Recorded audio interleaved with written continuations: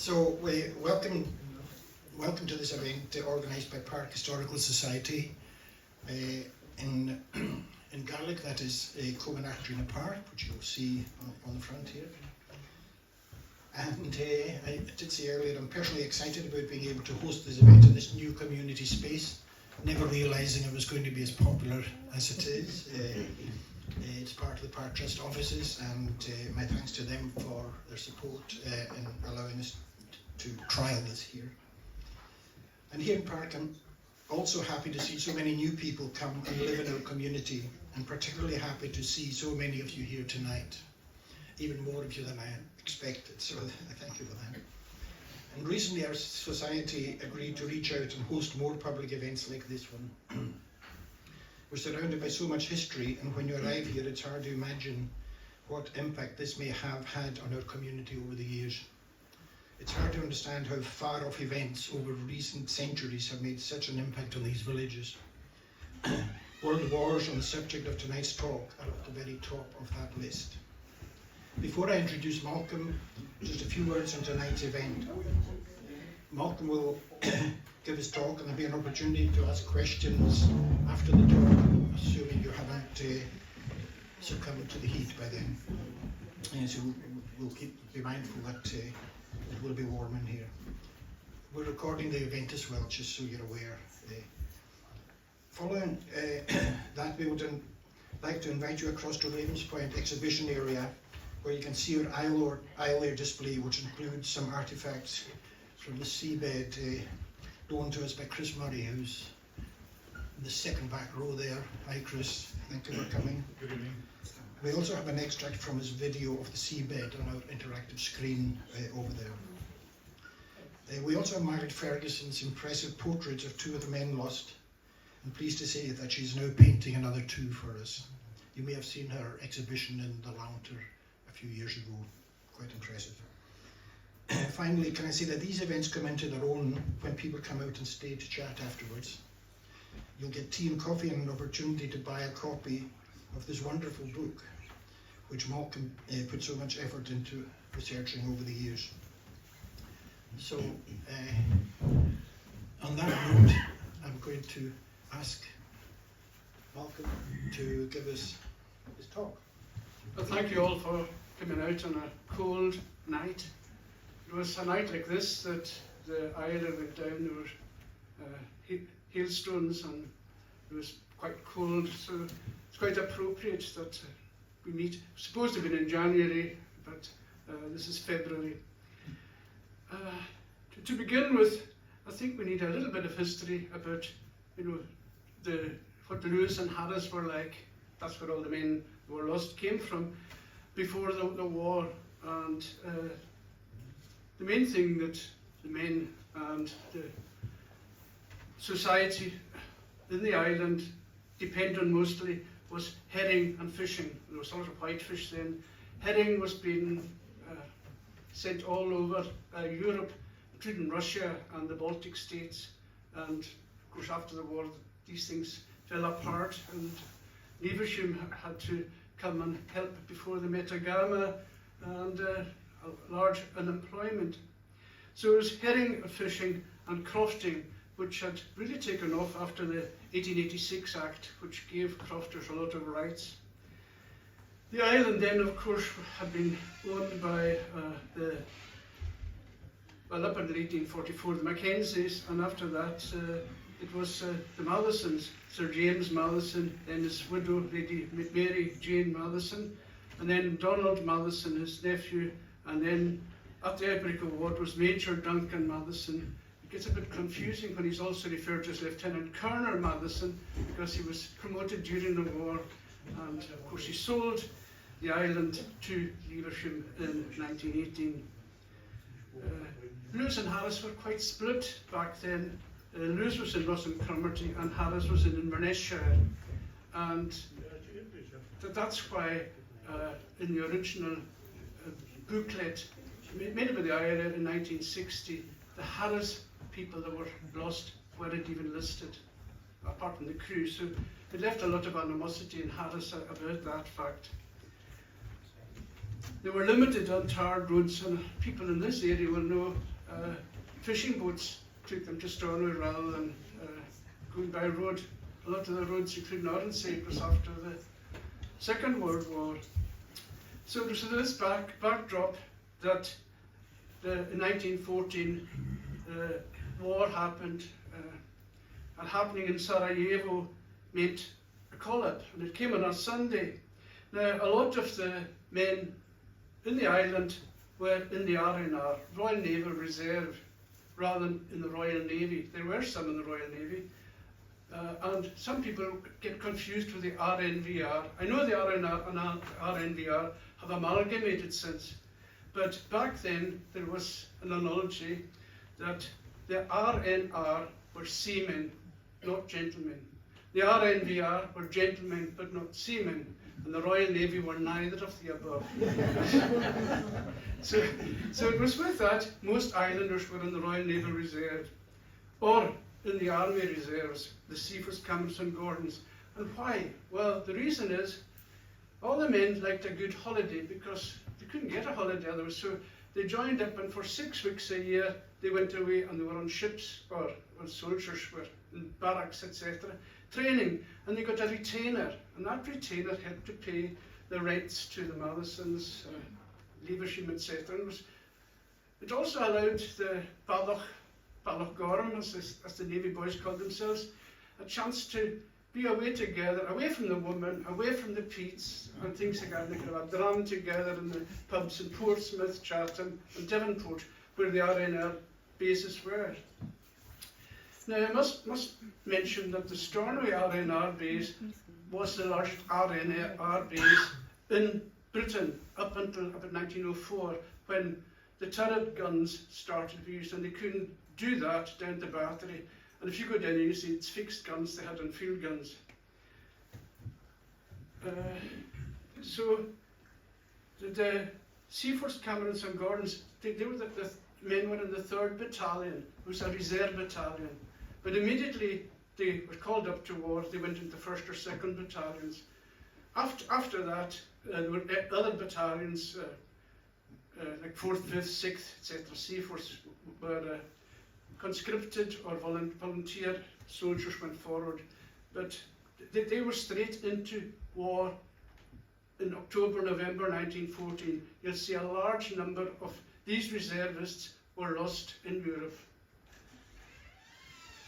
Also, to show you that the British Army was quite small, so about 400,000 men, and the Germans, Russians, French, they had vast land armies, 4 to 6 million men to start with. So because of that, Churchill said, we've got more men in the Navy than we have ships ready. But eventually the ships were provided by requisitioning trawlers, drifters, smaller craft, where a lot of the newsmen and harnessmen were to go on, because they wouldn't get seasick, whereas a man from Birmingham would be over the side and couldn't even hold a rope. Churchill, as I mentioned, decided, because we have more men, we'll form a Royal Naval Division. Now, all the men had been trained to use rifles, Lee Enfields, etc., and they went off into to defend Belgium, especially Antwerp, which was a vital port. You probably know that they had to retreat. Some of the men escaped, some were captured, but some of them decided, rather than be captured, they would go into neutral Holland, or the Netherlands as you would call it, and they were interned in a place called Groningen, and over 100 Louismen were there. And the funny thing is that the Germans and the Dutch authorities allowed them to come home here to do the peats and do harvesting on the grounds that they had to go back, otherwise the deal was off. So every single man would appear here, do the harvest and go back to Holland. And three of the Louismen died there of TB. There were 2 or 3 of the men that were on the Iolaire in the Royal Naval Division, and in fact in the book you'll see Donald Murray from North Tulsa in there. He looks like with bandoleros of bullets and what have you. Many people will know the family had the fishing boats, 3 fishing boats called the Comrade, and it's still operational, the 3rd Comrade. So that was the start of the war, and at sea, immediately you had the Battle of the Falklands, which happened after the Coronel, where 2 British cruisers lost, but the Falklands avenged and sank all of the German squadron that had done that.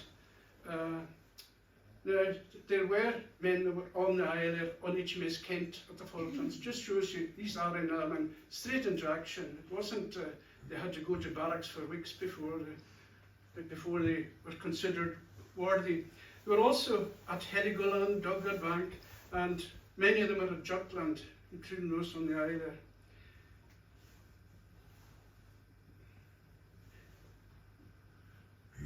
Now Lewis lost in the whole war. Well, this is going by the War Memorial, 1,167 men, but there's at least about 120 others that should have been on the War Memorial. Harris, I just didn't write down the figure, Harris figures something about 150 or something like that. But when it came to 1918 and the armistice, you sometimes see war memorials in 1914 to 18 and others from 1914 to 19, because 18 was the armistice, 19 was Versailles, the Treaty of Versailles, which completely ended the war. Some fighting carried on in the White Sea and the Black Sea, and there was also minesweeping actions taking place, and that's why you'll see 1918 or 1919. And a lot of the sailors that were on the island, none of them, when they were coming home in the 31st of December 1918, none of them had been demobbed. They were all due to be demobbed probably in the spring, like April onwards, and some of them after that. So they were still in uniform, as it were. So the boys were coming home. There was a decision made by the Admiralty, and I've got to mention there was a handful of mercantile marine men, that's the merchant navy men, aboard as well. So they were just released by their ships. But they're nearly all Royal Naval reservists. And the Admiralty decided the English sailors would have Christmas off, the Irish, Welsh and Scots sailors would have New Year off. And so it was decided that all the sailors got a travel warrant to come to Stornoway, because at one time in the war they got, it was for Lewis. Some of them ended up in Sussex. So that's why you find merchant seamen, it's always Stornoway they had rather than, Ballallan or what have you, just to make sure they went to the right place. So from Portsmouth, Chatham, Devonport, Larne, everywhere, and Scapa Flow especially, which was the main battle fleet up in the Orkneys, Rosyth, and there's even one man came from Gibraltar. In actual fact, he was a William Wilson, who was married to a girl from Glaver. Yeah. And apparently she was the first, after the war, she was the first businesswoman in Stornoway to have a car, after losing her husband, so she was quite a doughty character. And in actual fact, I first saw TV in Glasgow in her home. So it's another story there. So with their travel warrants, the men boarded the trains, and the ones from like Devonport had to travel to London, and those at Dover, for instance, there's one. The McKinnon boy was married in Dover, and he had to make his way up to London, and then there was a main train went all the way up to Inverness, picking up people in Glasgow, from Larne and from Rosyth, and went up. Now, I haven't got a time from London or further on, but one man from Stornoway said that by the time he left Glasgow and got to Kyle-Harsh, 23 hours had elapsed. And one man that came on from London said the first thing he got to eat was at Perth station, where he got a sandwich and a cup of tea. So it was a long journey up, and some of them were just sitting on their kit bags. At Inverness, the naval authorities realised we have a big train coming up from the south, and there's also a train coming down from Thurso. And that, with Thurso and Wick, there's still a rail line there, but that was really from Scapa Flow. Loads of sailors, so they'd wait until all these trains connected before they could send something over to Iolaire. And the trains were running late, and that played a huge, it had a great effect on what was to happen later. Eventually, it was decided there would be 3 trains going to Iolaire, but as it were, it was 2. Messages were sent to Stornoway saying the mail boat isn't going to be able, that's the Sheila, isn't going to be able to cope with the numbers that we anticipate going aboard. So they sent over the yacht called Iolaire. Now, this is a thing that a lot of the sailors didn't know. Before October 1918, there had been an Iolaire on. There was a different boat. There had been a swap in October 1918 where the original Iolaire could do 18 knots. It was twin screwed. It was built in 1902, modern. And this replacement was the Amalthea. They swapped names, and she only had a single screw, could only do 10 knots, and was a much older vessel, and smaller as well. So a lot of the sailors, when arriving in Kyle, thought, oh, we'll go on the Iolaire, it's much faster than the Sheila. So there was these misconceptions. You also got to remember it was dark. There's only the odd gaslight around, so the sailors weren't able to see the yacht or the Sheila properly. The first train arrived, and the men were assembled into lines, and they were all allocated to the Iolaire. The second train came in with soldiers and some sailors, mostly from town, by the way, and they were civilians, and they went on to Sheila. There was a lot of movement to and from. Some people were swapping and seeing people, and they were stopped if they went up the gangplank, but they were going over rails and what have you in the dark. And so initially they didn't know how many people were aboard either. The first vessel to leave was the Iolaire at 7 o'clock. That's, if you want to be nautical, 1900 hours. But of course that's in the dark. And one man on the Sheila, Roderick Mackenzie from 5 Swordale, was told, well, that's the Iolaire away. So he threw his kit bag over, jumped over the rails, and he was amongst those lost. And and in actual fact, I was telling that story in Scoil Nalroo, wee girl put up her hand and said, that's my grandson, and she verified the story as told to her parents, etc. So half an hour later, the mail steamer Sheila followed on. It was only a first 2 or 3 as they went past Rassi, Scarpe Sky, and Rona, and headed up the Minch. But as the one thing I must say is this requisitioned yacht called over to help out had been in Iolaire on the 29th with a different crew and had taken sailors back, mostly English sailors going to the ships in Stornoway, where there was over 100 naval ships in Stornoway at the time, mostly naval trawlers, drifters, etc. The Northern Patrol was based there, and the main job they had was stopping ships and searching them for contraband and munitions or things going to Germany. In actual fact, there's a photo in the Stornoway Historical Site of 2 ships stopped in Stornoway Bay, and one of them is now, if you go to Copenhagen, it's in the bay, the same ship. I can't remember the name of it off the top of my head. So the Iolaire had set sail with an understrength crew. It was supposed to be a crew of roughly 44. As it was that they had 24, and 2 of them had been requisitioned from other naval ships in the harbour.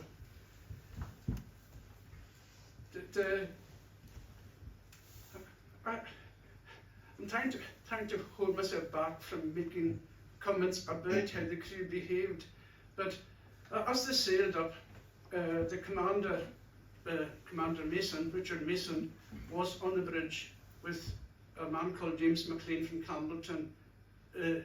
Down below him, they operated by voice pipe, and the helmsman or coxswain could only see straight ahead of him through the windows, and the commander was up on top with a sort of canvas shelter. Now there was no lookouts, but James Maclean survived. All the officers were lost, and when it came to the inquiry afterwards, James Maclean was vital. So I'm just mentioning that just now. I'll come back to that later. When it came to about 1 o'clock, or 1 in the morning, they were now into New Year's Day. The men had hoped to be home for New Year. They weren't. The vessel turned towards Stornoway. They could see jumping ahead, and there were some mainland lighthouses as well. The wind was picking up. It's now about a force 6, and there was various. If you read the book, they mention the spider, and I think it's just a total spoof, because it all went on one man's testimony that the Iolaire took this course, and he was the engine man, and they didn't interview or to talk to the skipper. So, and they didn't say where he was from. They've never been able to find out where he was from. And he said that the Iolaire went straight at the beasts. Now, it belies all the facts of what happened to the Iolaire. You need to have gone like that and done a left-hand, a handbrake turn to get in there. Whereas most of the survivors said they could hear rocks and waves on the starboard side. And that is exactly what happened. She went inside you can see a marker to this day, and she went in, it was unlit as well, went inside that and went onto rocks 6 yards or 7 yards from the port side. Angus Nicholson from the battery, who knew the area well, was a fisherman, said he could see the marker through the dark 7 yards away. And to me, that you've got to come in from along the side of Holm rather than coming across the harbour towards the rocks of Holm. When they hit the rocks, the yacht just lurched over. Some men thought they'd hit a mine or had been torpedoed, and some of them had been before. A large number jumped over, who had been on the side of the ship with their kit bags. They were ready to disembark, jumped over the side, and according to all the survivors, they didn't see any of them coming back aboard ship. And it was very, very dark. Some of them tried to launch the lifeboats, and there was an attempt made to get rockets fired. A man from Point managed to do that, and Lieutenant Cotter, who had taken over the bridge at 1 o'clock, fired Veery lights, and it was only then that they could see where they were. There was no moon, it was pitch black, and there was hail coming down, and waves were crashing over the ship, and they were canted over at 45 degrees. It was not, and the searchlight wasn't working, so nothing was going right for them.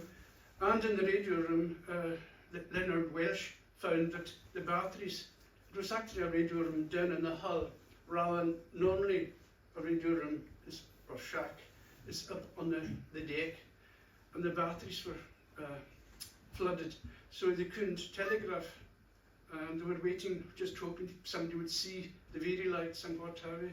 And in fact, a sentry down at the RNR battery saw the wrong colours being sent. It was only when he saw a red after 2 greens that he contacted an officer, and there was something started moving on shore side of things. It was, the men aboard were trying to work out what was the best way to do. The ship righted itself, came out to sea, but then was driven in further, stuck on the rocks again and swiveled. And that's where it stayed.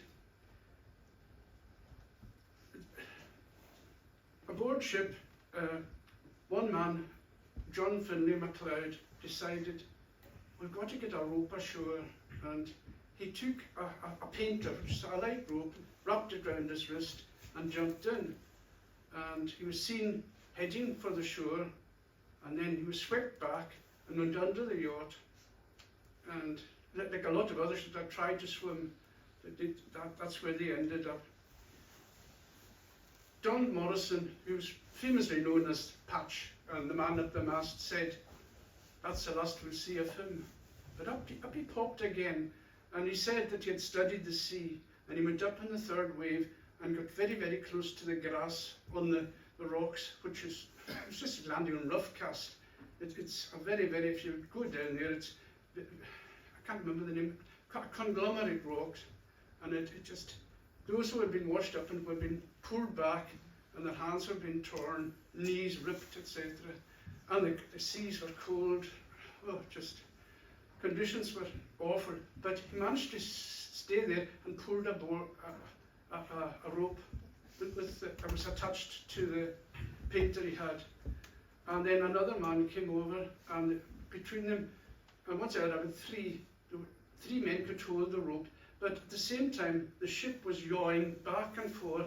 The rope was going slack and tight, waves were coming in.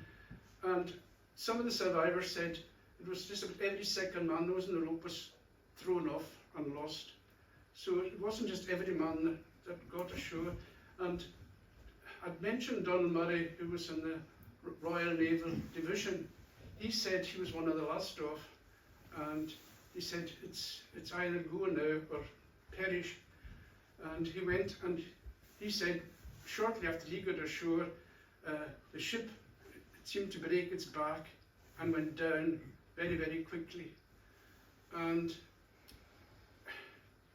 I'd mentioned it before, Donald Morrison Patch, he was underwater, but he felt a stay, and he pulled himself up and found the mast and went right up, and he said he had a feeling in the dark there was somebody behind him, but when he got up the mast there was nobody there. But through the gloom he could see the other mast, and there was two men up it. And by then the gale, this was 3:25 in the morning, the gale was up to force 10. So it was horrendous conditions to be up a mast, and he just held on for grim death, he said. The survivors that had got ashore, the first man, Alexander McKeever from Church Street, had got to Stonyfield Farm, and those crossing had discarded their boots and anything else they'd done. They were in stocking soles or bare feet, and if you go down there you'll see sort of gorse and thistles and things, and they were walking on that. Their feet was in horrendous condition. But he knocked on the door, and Anderson Young and his wife had just gone to bed. They had 2 or 3 maids, and they all got up and made them tea, got them milk, and one man grabbed an egg on the hard-boiled egg on the dresser and promptly vomited up a gallon of seawater, as he said himself. And they weren't the only ones, and some of them were getting lost and found by other survivors and taken to the farm. Anderson Young jumped on a bike and cycled down to report what he had witnessed, and arrived at the Imperial Hotel, which is on the site of Iolaire today. It a lot of girls or women now, they remember it as the girls' hostel back in the 20s to the 70s. The 2 guards there thought he was drunk, because it was New Year's morning, because he was out of breath. And then once he gathered his breath, he realised he wasn't let him in, and he was able to report. Maybe before I go into what happened ashore, the men were gathering themselves together. Some of them decided to come down, and eventually 6 of them arrived in front of Rear Admiral Boyle, and he knew something was wrong. But his actions are rather strange. I tend to think that the Imperial Hotel was a scene of drinking, let's put it that way. It was an hotel, it was an inn, and they were all enjoying celebrations. And he sent out one man, Lieutenant Murray, no relation to you, Chris, but Lieutenant Murray was given the job of going to the Caledonian Hotel to get Macdonald, the car man, also to get another car from Henderson Bay Head, and also to go to the Royal Attorney was on the wrong side to get the lifeboat secretary, and down to Newton to get John McLean, the lifeboat cox. All of the time, why not send 4 men? Why not send men down to immediately down to Holland? He didn't do any of these things. So I think he was perhaps taken aback by the disaster, or he's had a combination of having had a few. And of course they started blaming all these men for, Henderson especially was blamed badly for, he had answered and said, oh yes, I'll send a car, and then shut his window and went back to bed. That's how it came out in court. And Rear Admiral Boyle wasn't never in the witness box to answer things like that. So I think blaming the locals for these things. Another thing was the Boyle could have done. I mean, he had Ross and Mackenzie's right beside him on James Street with 2 large lorries. And what did they do? They went and they need to get 2 large horses and a large wheeled rescue apparatus thing, Gabrich's boy, and eventually 19 men had to manhaul it down to Stonyfield Farm. By then it was far too late, but they spent most of the public inquiry talking about that rather than what could have happened or what could have been done to save life. So men started to walk home. Others went into houses in Stornoway where they had relatives, and the news of the disaster went through Point like it was. They were hearing crying in Knock, and and eventually in Aird. We were hearing the crying getting worse as the news progressed, and it was just in North Loss. It was the following morning before they heard it, when a car from Stornoway went over, and people were just so taken aback. In Baragar School, the logbook said, "You must get the whipper in to get the kids in. There's a lot missing today." And the following day, it mentions school closed because of the number of Iolaire funerals, that had been done today. So news took a long time to pass. One man from Uig, he actually he knew the news hadn't reached Uig, and he got home. He was a McLennan man, and he hid behind a peat stack when he saw 2 fathers coming to speak to him, because he knew their sons had been lost. There was a man from Harris, walked to Uig. He saw the Uig hills thinking they were the Harris hills. It took him 2 or 3 days before he got home to Clockraport. His sister was Marion Campbell, the famous Harris Tweed weaver who got the MBE. And so how people got home, it was just various things. 2 men walked to 9 and 11 Lower Babel in their bare feet, and one of them got in. He went in the window round the door, and it's later you find that that happens to other people who've undergone a trauma. And if you see the film Catch-22, they talk about this, people coming in windows rather than into doors. So it's a phenomenon he would never have heard of. So it's just a phenomenon that people stuck by trauma feel.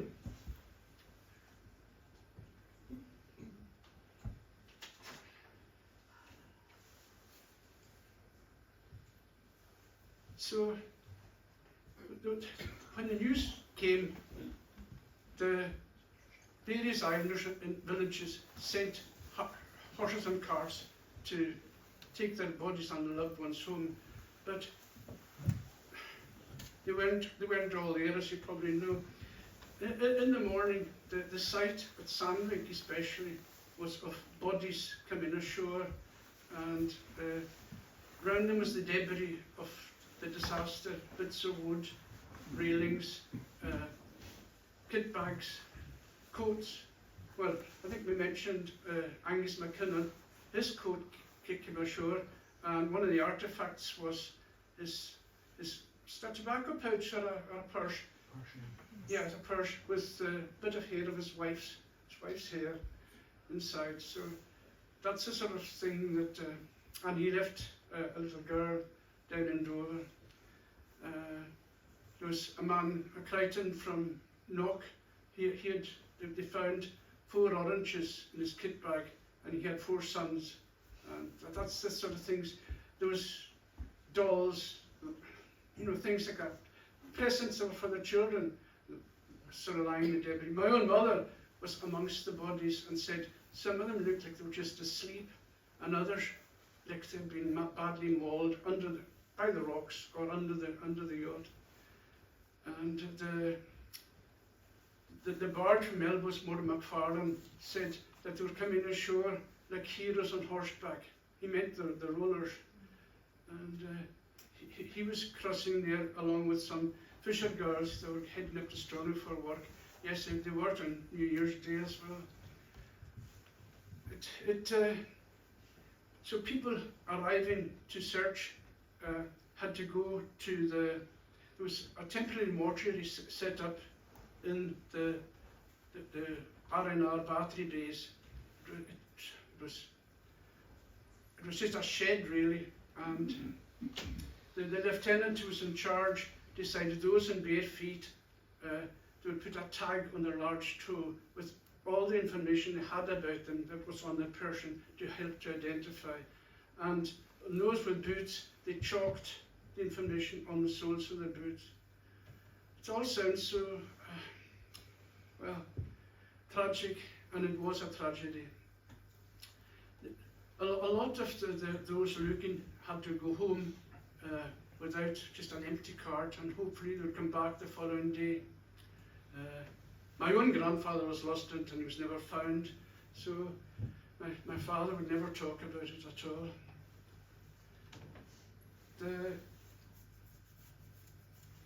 There's some really heart-rending stories about fathers leaning over their sons, realizing it was them, and the tears dropping onto the bodies down below them. And then came the funerals, and there was one story of two brothers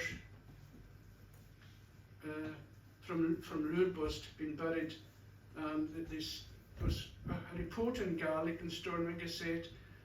It was just put in a funny place, and we're lucky to find it.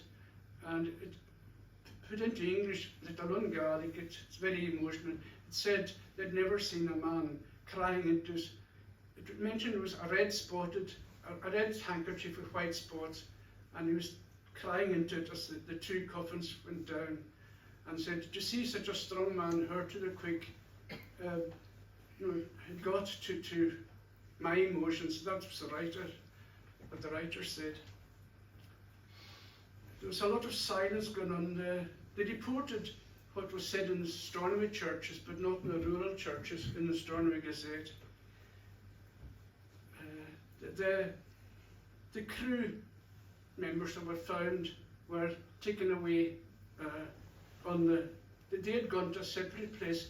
There was a mortuary in the drill hall, and they went away on a mail boat. But not all of them, some of them are buried down in Sandvik. You'll find that. There's a row of 11 headstones down in Sandvik, and about 8 of them are unknown unto God. So it shows you how difficult it was to identify them. Now, some people have mentioned that Commander Mason was found with 2 life jackets. Now, it was really like a little life belt. You could possibly have got 2 on. if you think of the Titanic type, I think he never got too on. But he was found, he was on the beach. There is a death certificate given for him, but nobody knows where he was buried, whereas we know what happened, or commemorated. He's commemorated on the Charter Memorial. But when he went away, what happened to him? So that's one of the great mysteries.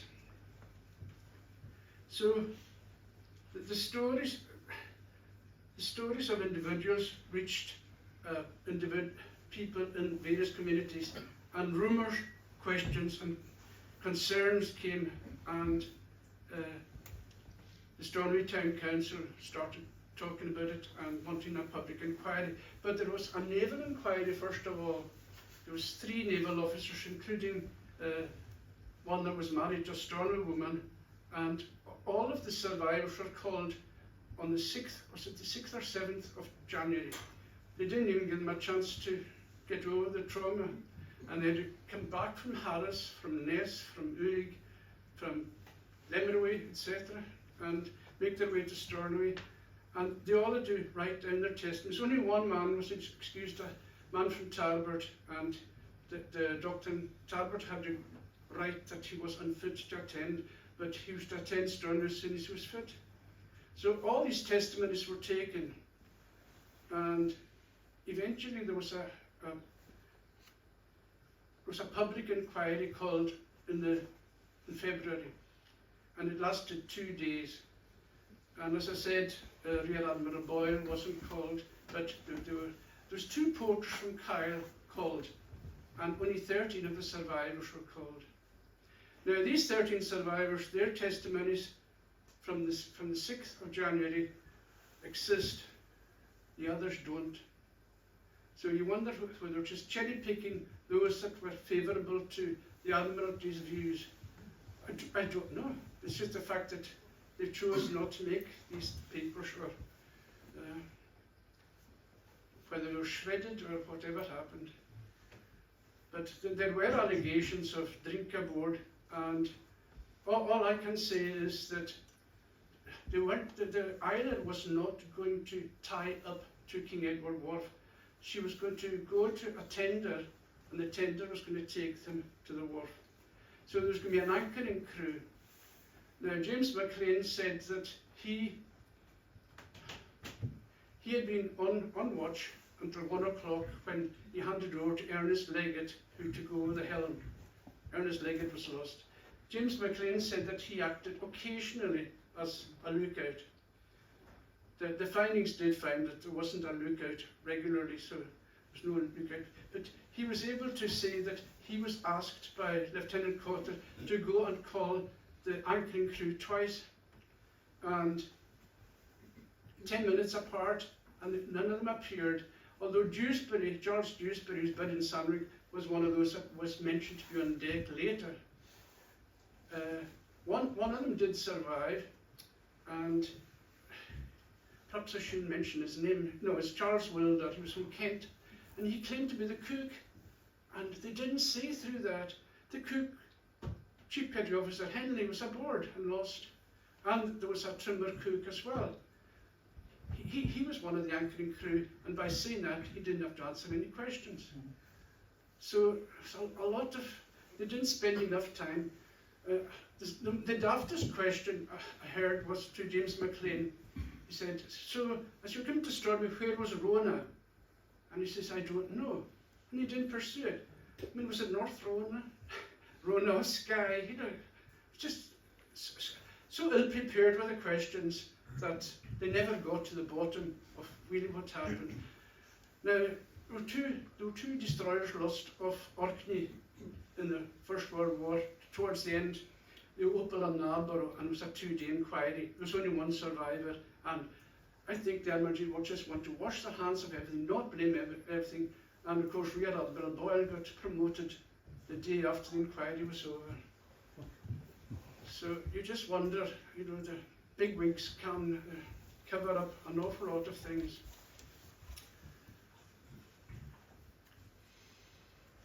As I said, you could go onto everybody's case.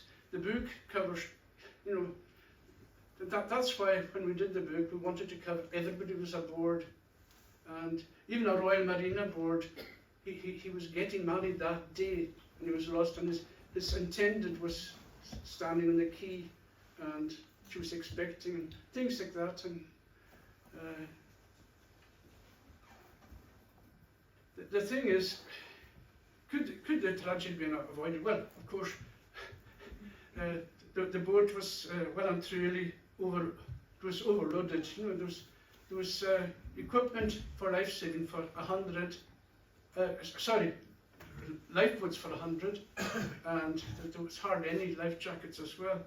The lifeboats, there's 2 whalers and there's 2 dinghies, and they were just overloaded in the sea. To really carry, I would say in these seas, about 18 and 10, 28, about 56. But they couldn't launch the port lifeboats because the ship was canted over. And they should really have sent over several trawlers to supplement the Iolaire and the mailboat. I think just a lot of the men wanted to come home. That's why there was Harris men aboard. They were supposed to go home the following day, but I mean, one of them was going to get married, and he wanted to see his bride and her trousseau and things like that. A great tragedy. So, what has been the legacy? Well, we've had, with the centenary, we've had an improved new memorial with, you know, the rope. The names are now on in front of the rope, and there's a new path going down to it. You've got national recognition with King Charles, then Prince of Wales, being there, and the First Minister of Scotland, Nicola Sturgeon. There's plans for an Iolaire maritime maritime museum. When the Iolaire pins went on sale, 10,500 were sold, and I think a few more have been sold since. A lot of artistic people such as Ian Morrison, Elith McCormack, Julie Fowlis, etc. have been, Duncan Chisholm have been involved, and the last 2 are involved in further exploration of music and to commemorate the loss of all these brave sailors who were aboard. When D.S. Murray has written a novel, there's a woman from Canada, Karen Clavel, spent 6 weeks in Tolstoy writing about it. It just, so things go on like that. I mustn't miss a certain man in the Daily Mail who also wrote a wonderful book. John MacLeod wrote a wonderful book about the Iolaire beforehand. It's there are so many questions and so many answers that you can't answer really. The answers aren't full. I've gone on now for roughly 50 minutes. Are there any questions or that people would like to make? Yes? I'd like to know about the effect that this tragedy had on the community. You've talked very much about the officers and the tragedy of the ship itself. But I've heard various things about the effect that it's the long-term, short-term, long-term effect it's had on the island. We'll ask that again, it's just in case I don't hear you. Yeah, I've got a chance to get the question as well. I've heard that, yes, I've heard that. The thing is, once the funerals were over, a giant silence fell on the island from the butt to south of Harris, and Bernary Harris as well. There's 2 18-year-olds lost there as well. A total silence, and it wasn't. Nobody wanted to talk about it. And then in 1958, a man called Alan Cameron, who was a district councillor and actually father-in-law of Donald John MacLeod, who co-wrote the book, he suggested that we have an Iolaire memorial. And there was some of the Sverna district council said, oh, their names are on the Lewis War Memorial. Well, if you go to the Lewis War Memorial, you'll see sort of John MacLeod. You know, he doesn't tell you where they're from or whether they're on the Iolaire or not. Eventually, it was built, no mention of the names, and it says the men from Lewis. It doesn't mention the Harris men, and that hurts the Herocks, you know, to the core, and doesn't even mention the crewmen either. So that started at the ball rolling, and in 1960, James Shaw Grant, his father had been the editor of the Gazette in 1919. He decided to publish a small booklet called Sea Sorrow. And from that, the BBC started a radio programme interviewing the survivors. And that was the first time people started to talk about it and people got to know about it. Well, those in the villages knew about it, but they didn't want to upset people. And that's why actually something like 15 or 16 of the survivors emigrated. And there was 2 or 3 of them came back, like John McLennan from Uig got mentioned earlier on. One man had mentioned 11, Lord Babel, was Murdo Graham. He went to Vancouver in 1920, and his niece went to visit his widow and his 2 daughters, and she brought Sea Sorrow with her. And she said, the family had never heard about the Iolaire, he just wouldn't talk about it. Yeah.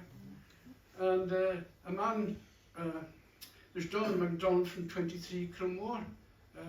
Well, I had a lot of trouble trying to find him. He went to Canada, and I actually sent a letter I thought it was his daughter who was in Shell Lake, and I sent a letter, and 6 months passed, nothing happened. Then suddenly I got a letter back from a brother who says, I spent 6 months in California and 6 months back home, as he said, and I've found my sister has just died, and she was a teacher, and so was her father, who had been in the Iolaire. He had learned how to become a teacher, and he was a Mountie, and I've got photos of this splendid scarlet uniform and the big sort of scout hat. And on the father's grave, John Macdonald's grave, is an anchor, an R&R on it. And they said he didn't talk much about it at all, apart from he showed them a story he sent to the Stirling Gazette in 1956, and was published anonymously. So it was still in his heart. So that's a man from this community. But gradually, once the TV companies got a hold of it, it's gradually, and I would say it's only from about now, the centenary, and all the schools got involved in it. They really did projects, and I think school teachers were mightily amazed that if you get children involved, the strongest or the cleverest would help those that are less fortunate like that. And they're now doing a lot of projects, and it's called the GLIP project now, and they're doing one every year. They're doing one about Leaversham now, did one about immigration last year, and they have plays and things like that. So from the Iolaire, that legacy is immense for the schools. Malcolm, I don't ever remember in all my years in primary school or secondary school ever being taught anything about the Iolaire. Absolutely, yeah. Never mentioned in history classes or nothing. Well, my sister was 17 when she heard about the Iolaire. That's a man from Cremore, by the way. Yes, yeah, that's Donald. Yeah. That photo came from Canada, so you're very welcome to these photos. Any other questions? Any other questions, guys? So why do you think that it was, So okay, that I we can can talk. so that everybody else can hear you. It's okay. Why do you think that nobody really knew about it for such a long time? I mean, I love my Scottish history, and I mean, it took me to 2014 to have a connection with the island to find out about it. I didn't know anything about the Iolaire at all. Yes, as I said, Until apart from a small 2014. booklet, Sea Sorrow, and the programmes made at the centenary are much bigger and larger than just small wireless programs that suddenly the BBC were digging them out for the centenary. But during the centenary, I heard that the Dunblane disaster, the parents don't like to talk about it. Yeah. It's too upsetting. It's Yeah. just a traumatic effect that gets to them. And the numbers who said, oh, I couldn't go through the village in case I saw, you know, Yeah. a mother or father had lost somebody. And in actual fact, Donald Morrison, who was up the mast, he was actually, I'd forgotten to say, he was taken down at 10 in the morning by the Budding Rose, which was a drifter. And he could hardly open his fingers. And he landed at the pier. He was the only one that landed at the pier he was intended to. And he was taken to hospital, but he said, "No, I want to go home." But he regretted it immediately afterwards. Once he went to the front door, he said, "Oh, I don't want to see my mother now," because he remembered his brother was lost. And she would feel, "Why is it you and not your brother?" And he felt guilty like that. And although he was such a lucky man, he had a very unlucky life. Although he lived for a long time, he got married in 1937, his wife died in 1939, you know, things like that. So, and apparently he went into a lot of, he didn't speak for 5 years, just looking at the fire. And latterly he started helping John F. MacLeod building boats in Porterness, probably well aware of that.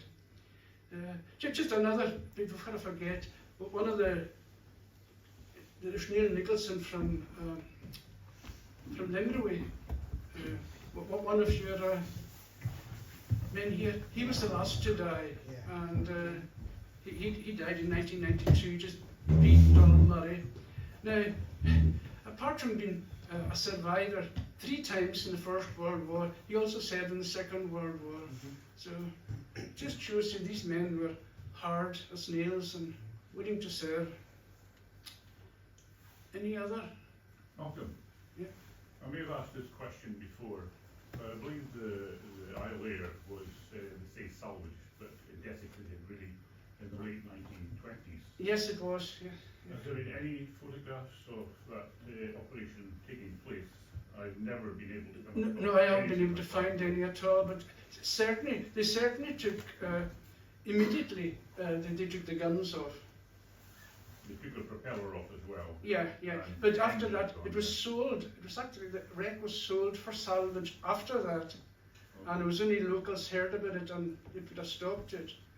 But I must tell you the story.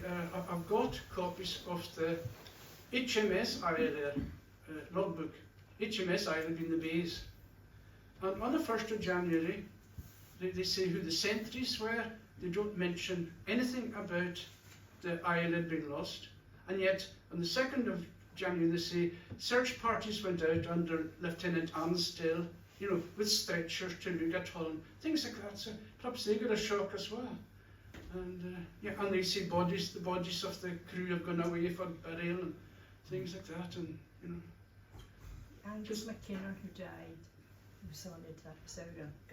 oh, I see. Yes, yeah. My mother's brother. I actually got a man across the road from me, but he lives in High Wycombe, Colin Mackenzie. Yes, And I have.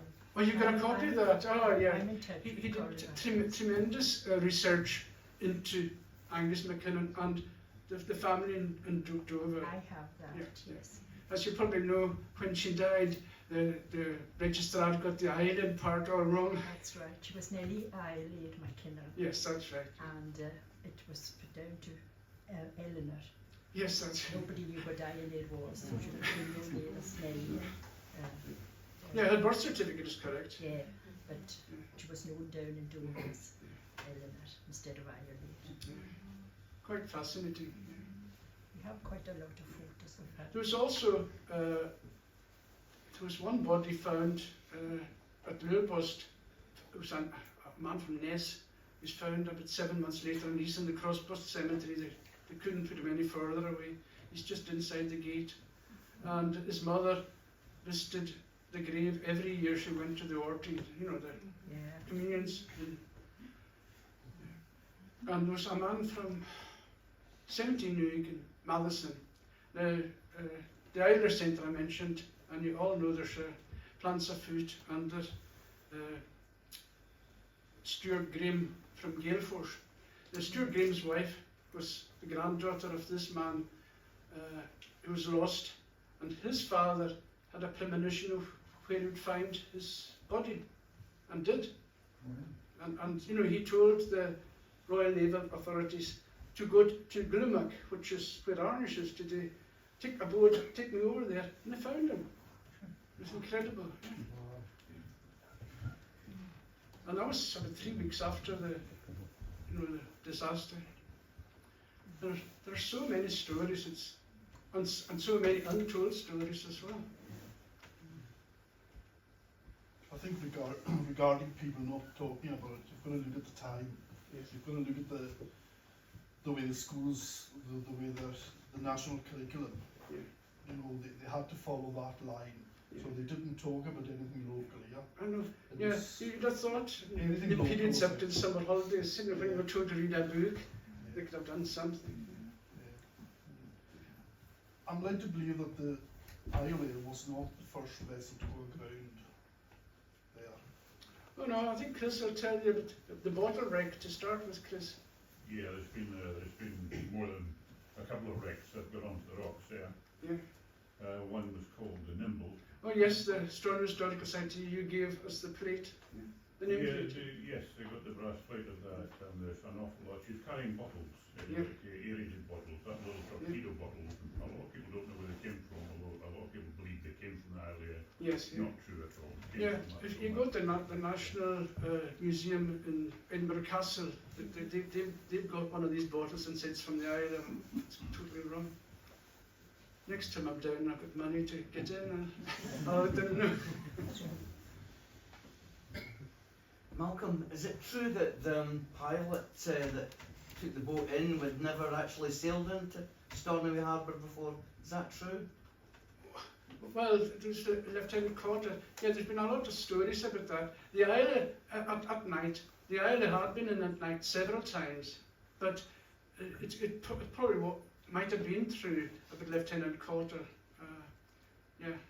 Because there are different crews, and I know the man that was in charge on the 29th of December was down in London at that time. He was on leave. You know, as I said, it's just the way things went. But Lieutenant Carter himself had been involved when he was on I can't remember the name of another yacht, and it crashed into HMS Invincible, which was lost at Jutland. And there was 4 of the yacht crew killed, and one of the Invincible crew as well. And one of those on the yacht that was killed was a Lewisman. So his record wasn't exactly precise. He was a yachtsman. He wasn't. Whereas Commander Mason was from the White Star Line, you know, like Titanic. But there should have been 4 deck officers aboard, not 2. And why there wasn't 2 men on the bridge coming to Stornoway at night if Lieutenant Carter. And the last time McLean saw Carter, he said, oh, he was in the wheelhouse. The wheelhouse is only seen like that. The rocks are there. So I think that was something that the prosecutors or the defence judges missed out completely. They should have had a plan of the vessel showing everything, which a modern day inquiry would have, you know, been totally different. I mean, they would have spent a fortune of solicitors' fees and, you know, taken them 2 years.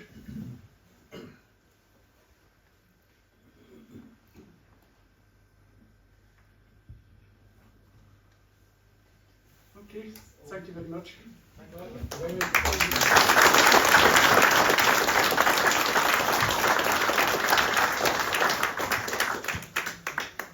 Well, I can see how you managed to pull the book together with all that knowledge. Most of it stored in the USB in your head. I came to do the paper, that's where I was at Denison Square. Yeah. So amazing. Thank you so much for that. Very, very interesting indeed, and of course quite a traumatic experience for all those who were affected by it. It's very hot in here, so I'm not going to keep people in here any much longer than you need to be, I invite you to come across now, get a cup of tea at Ravens Point. I'd like to thank Malcolm very much for that talk. I'd like to thank Orangey for bringing us all the chairs. Thank you once again, helping us out there. And Ravens Point, hope you'll get a cup of tea or a coffee across there. So thank you all for that as well, those who are involved in that. So thank you all for coming. We have another event. I don't know if it'll be in here, if it's big enough, but we have another event showing the film of Lord of the Isles. I think the date is 17th of March. So we're going to try and continue doing these events for people, coming out to hear a lot more about the history of our area, our islands. So thank you all for coming, and safe journey home, but go and have a cup of tea first, please.